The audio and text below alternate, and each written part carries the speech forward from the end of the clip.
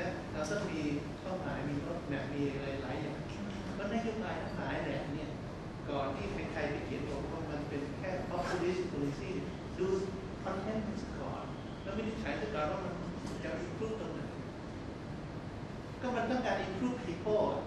What is happening right now, which is the World Economic Forum's East Asia Summit in Bangkok? I want to start with that because it is supported by your Thai government, and yes, and you're spending 50 million baht, which is a lot of money. Why are you hosting this event here? Because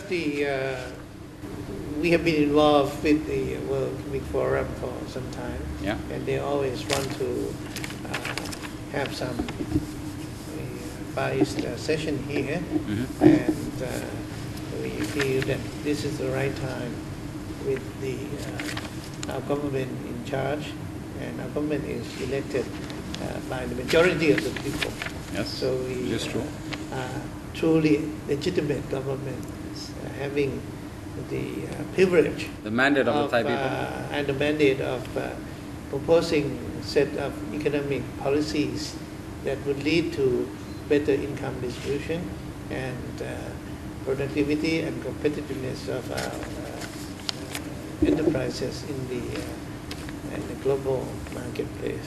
And the coming of ASEAN Economic Community in year 2015 has added to the requirement that To the impetus we have to make ourselves understood and known, not only in ASEAN but globally as well.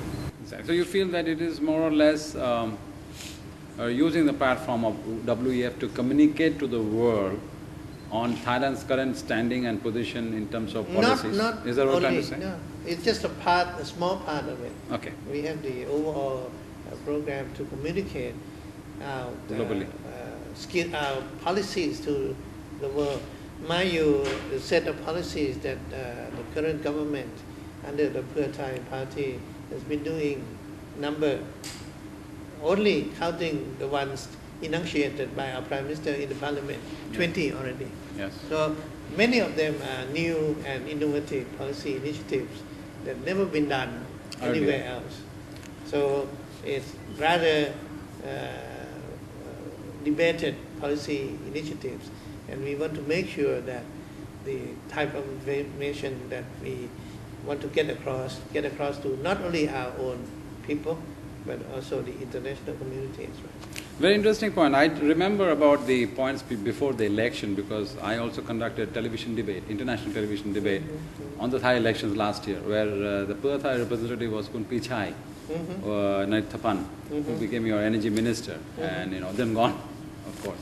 But many of the policy initiatives he spoke about that the government will bring if it elected to power, Yes. and you have done. Because before I move on, I wanted to touch on productivity. For example, let's talk about competitiveness also. So let's talk about the 300 baht daily wage, which you mentioned before the elections, one of your promises, and you have kept your promise and you have implemented it. But there is a backlash from industry.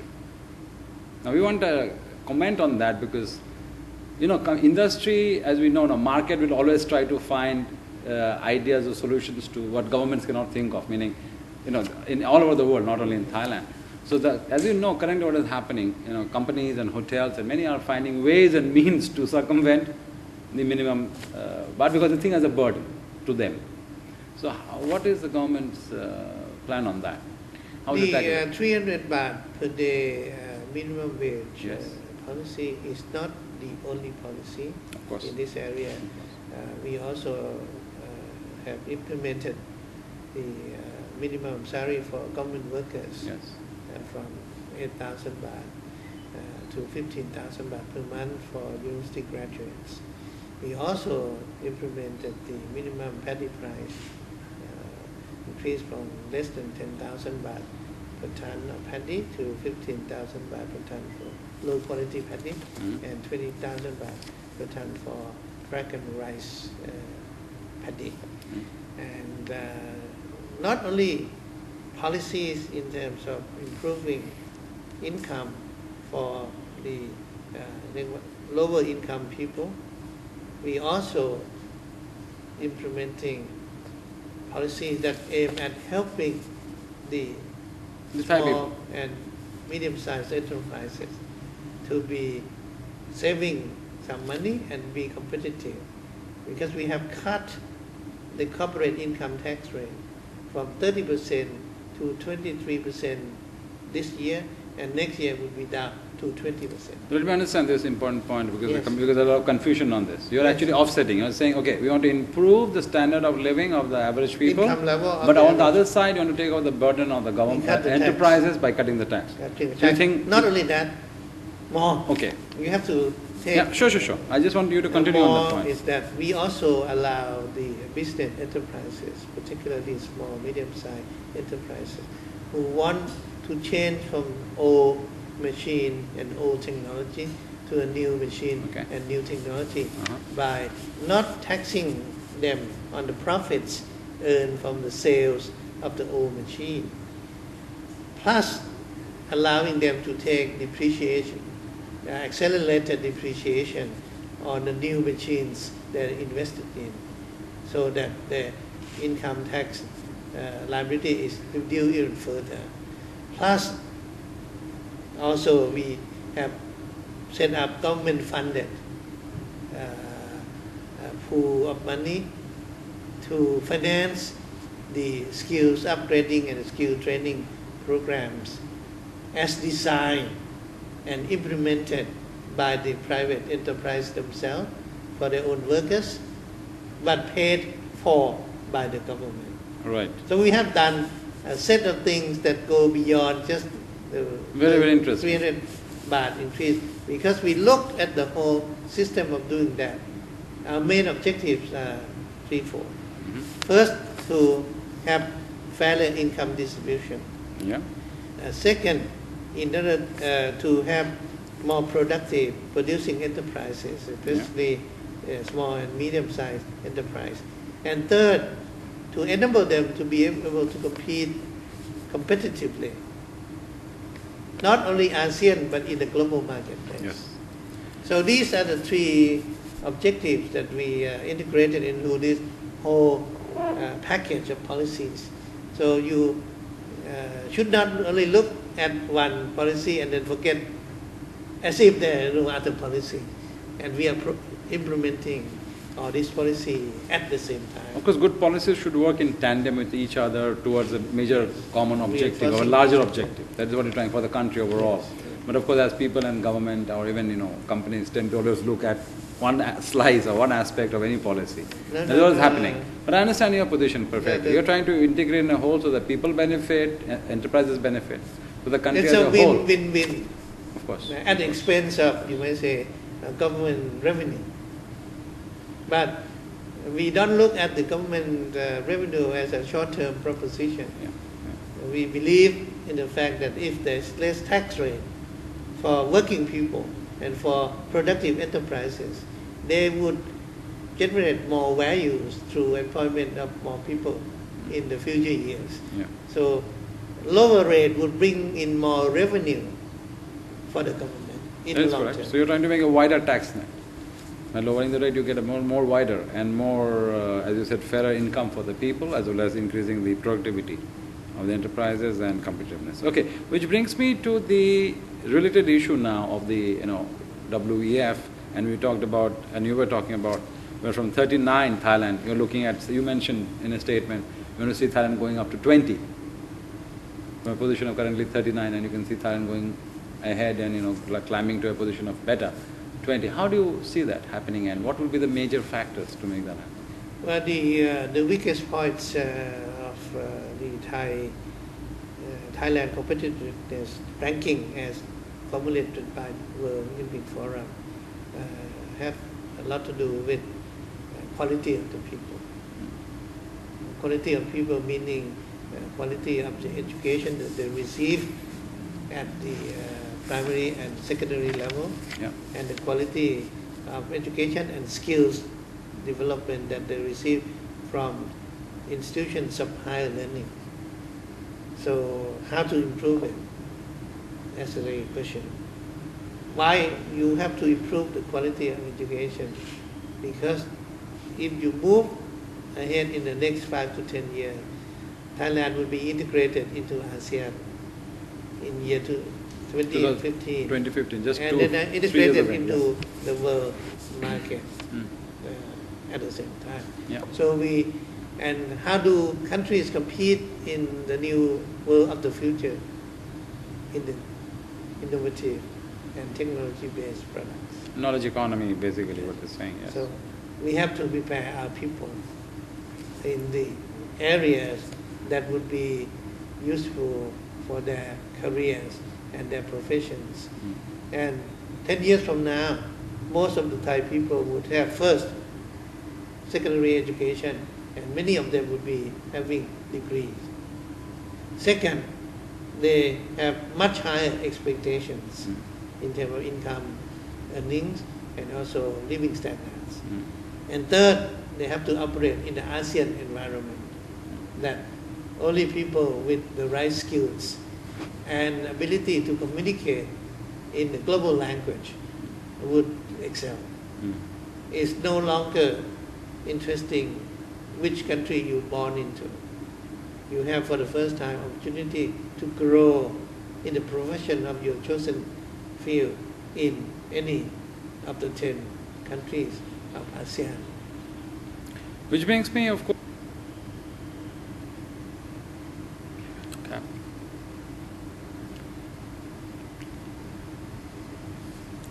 Okay, this is the second part of the interview with Dr. Olan, the Thai Trade Representative of Thailand.